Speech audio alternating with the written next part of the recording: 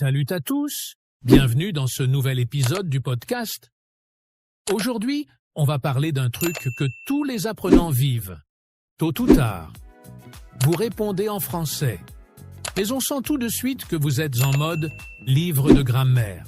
Oui, c'est ça. Vous avez appris à dire les bonnes choses, mais parfois ça sonne trop parfait, trop rigide, trop scolaire.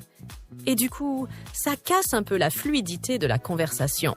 Mais bonne nouvelle, on est là pour vous aider à répondre comme un vrai français, sans vous prendre la tête, avec des expressions naturelles, des petits mots typiques et des astuces toutes simples.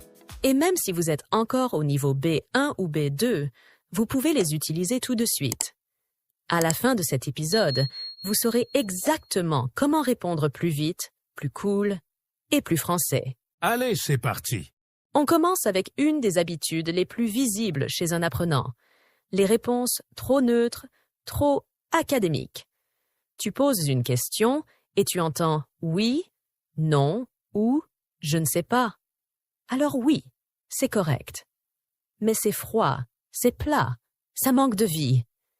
Les Français, eux, ont 1000 façons de dire « oui » ou « non » sans jamais utiliser ces mots-là. Et c'est là que vous devez faire la différence.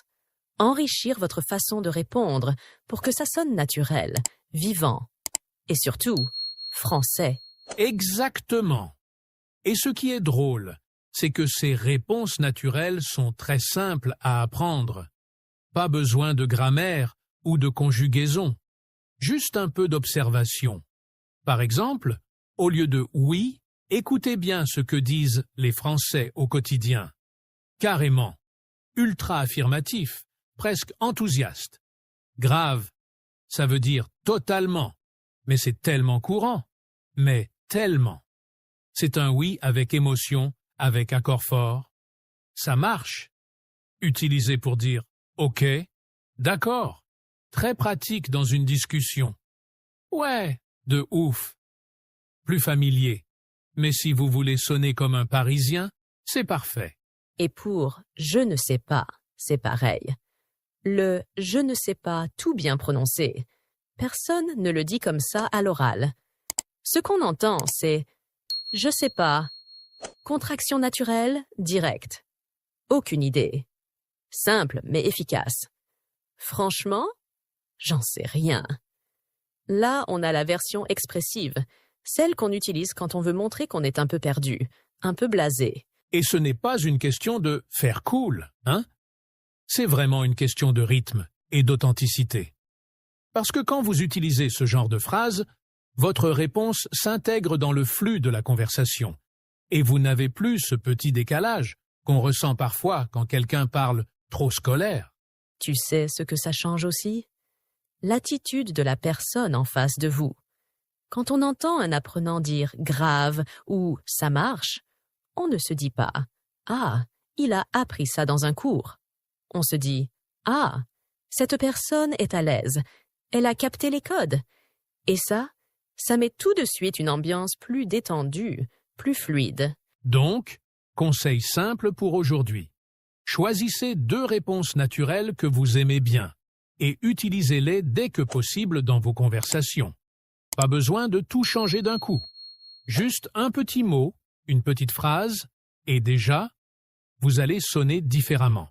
Maintenant, on va vous parler d'un truc qui, franchement, change complètement votre manière de parler. Les petits mots de l'oral. Tu sais, ces mots qu'on vous apprend à éviter dans les rédactions ou les discours formels. Eh bien ici, on vous dit de les utiliser. Parce qu'à l'oral, ce sont ces petits mots-là qui rendent une conversation vivante, naturelle, fluide. Si vous parlez sans aucune pause, sans aucun « tu vois », on va vous comprendre, oui. Mais on va aussi sentir que quelque chose sonne étrange, trop contrôlé, trop rigide. Et c'est ça qu'on veut éviter. Et le plus drôle, c'est que les natifs ne s'en rendent même plus compte. On les utilise tout le temps, sans y penser. Écoutez bien autour de vous, et vous allez les entendre partout. Ben, je sais pas trop. C'est notre façon de dire « je ne sais pas » sans paraître sec ou froid. Bah écoute, on verra. Ça donne du rythme, un ton plus détendu, plus ouvert. Tu vois ce que je veux dire? Super utile pour garder le lien avec l'autre. Genre, c'était abusé. Genre donne une nuance, une précision, ou parfois juste un effet dramatique. Et ce que j'adore avec ces petits mots, c'est qu'ils vous laissent du temps. Sérieusement, quand vous êtes en train de chercher vos mots, si vous placez un petit « un « bah », un « tu sais », vous gagnez quelques secondes précieuses sans casser le rythme de la conversation. Au lieu de vous arrêter complètement ou de paniquer, vous restez dans le flux. Et votre interlocuteur ne vous coupe pas. Il reste avec vous. Et ça montre aussi que vous êtes dans une posture naturelle, pas figée. Vous devenez quelqu'un qui discute, pas quelqu'un qui récite son français. Et franchement, c'est ça le vrai objectif, non? On ne veut pas parler comme dans un examen. On veut échanger, rigoler, réagir, comme dans la vraie vie. Donc, ce qu'on vous conseille, écoutez attentivement les natifs quand ils parlent. Repérez ces petits mots, notez-les, et surtout, osez les utiliser vous aussi. Même si vous ne les maîtrisez pas parfaitement au début, c'est pas grave. Petit à petit, ça va devenir instinctif. Et si vous doutez encore, rappelez-vous de ça. Ces mots sont vos alliés. Ce sont eux qui vous aident à respirer, à garder le contact, à paraître naturel, et à gagner du temps quand votre cerveau cherche encore le mot parfait. Bon, là, on attaque le nerf de la guerre, les expressions toutes faites. Si vous voulez vraiment sonner naturel quand vous parlez français, arrêtez d'essayer de fabriquer chaque phrase mot par mot comme dans un cours de grammaire. Ce que font les Français, c'est balancer des phrases entières qui sont déjà prêtes dans leur tête. C'est clair. T'inquiète, j'en peux plus. Ça me saoule. Je suis chaud. Ce sont des expressions qu'on utilise tous les jours, dans toutes les conversations. Et elles ont un super pouvoir. Elles remplacent des phrases longues et compliquées, tout en vous faisant passer pour quelqu'un de totalement à l'aise. Oui. Et ce qui est génial, c'est qu'elles sont faciles à retenir, parce qu'elles sont liées à des émotions, à des situations précises. Par exemple, si vous voulez dire « Je suis très motivé pour faire cette activité », c'est correct. Mais qui parle comme ça dans la vraie vie? Nous, on va dire « Vas-y, je suis chaud » et paf. En 3 mots, vous montrez que vous êtes motivé, enthousiaste, prêt à y aller, sans effort, sans réfléchir. Autre exemple, vous rentrez chez vous après une journée de boulot, vous êtes crevé. Est-ce que vous allez dire « Je suis très fatigué après cette journée difficile » ? Non.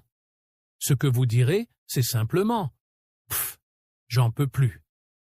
Et là, tout le monde comprend, tout le monde ressent. C'est court, c'est vrai, c'est humain. Et c'est ça, la magie des expressions toutes faites. Elles vous permettent de gagner en fluidité, parce qu'elles sortent toutes seules, sans avoir besoin de réfléchir à la conjugaison, au vocabulaire, à l'ordre des mots. Et surtout, elles vous permettent de vous fondre dans la conversation. Vous ne parlez plus comme un élève. Vous parlez comme quelqu'un qui vit dans la langue. Alors voilà notre conseil simple. Choisissez 5 à 10 expressions toutes faites que vous entendez souvent, que vous aimez bien, et répétez-les à voix haute, pas juste une fois, tous les jours. Utilisez-les dans vos conversations, même avec vous-même. Et bientôt, vous verrez que ces phrases sortent automatiquement. Vous n'aurez plus besoin d'y penser. Elles feront partie de votre mode français. Et à ce moment-là, vous saurez que vous êtes en train de passer un cap. Alors, on résume ensemble les 3 clés essentielles pour répondre comme un Français, sans paraître trop scolaire. D'abord, on utilise des réponses naturelles, comme « grave »,« franchement »,« aucune idée ». C'est pas juste plus cool, c'est surtout plus fluide. Ensuite, on n'a pas peur de glisser des petits mots de l'oral. Bah, tu vois, genre. Ce sont eux qui donnent du rythme à vos phrases. Et enfin, on adopte des expressions toutes faites. parce que c'est ça qui vous rapproche des conversations réelles, des vraies émotions, du vrai français. Et tu sais quoi? Tu n'as pas besoin de tout maîtriser d'un coup. Commence petit. Ce qui compte, ce n'est pas la perfection, c'est l'authenticité. Une phrase simple mais bien placée, naturelle, avec une bonne intonation. Ça a 1000 fois plus d'impact qu'une phrase trop parfaite qui sonne comme dans un manuel. Donc, maintenant, à toi de jouer. Dis-nous en commentaire. Quelle expression t'a donné envie de l'utiliser tout de suite? Et dans quelle situation tu vas la tester? Et si ce podcast t'a plu, ou mieux, s'il t'a donné confiance, pense à t'abonner, à liker et à le partager avec quelqu'un qui apprend aussi le français. On est là chaque semaine avec des conseils simples, pratiques et vrais pour t'aider à parler avec plaisir et naturel. Merci d'avoir été avec nous aujourd'hui. Continuez à parler, à pratiquer, à rire avec le français. Et surtout, répondez comme un vrai Français. À très bientôt. Ciao tout le monde.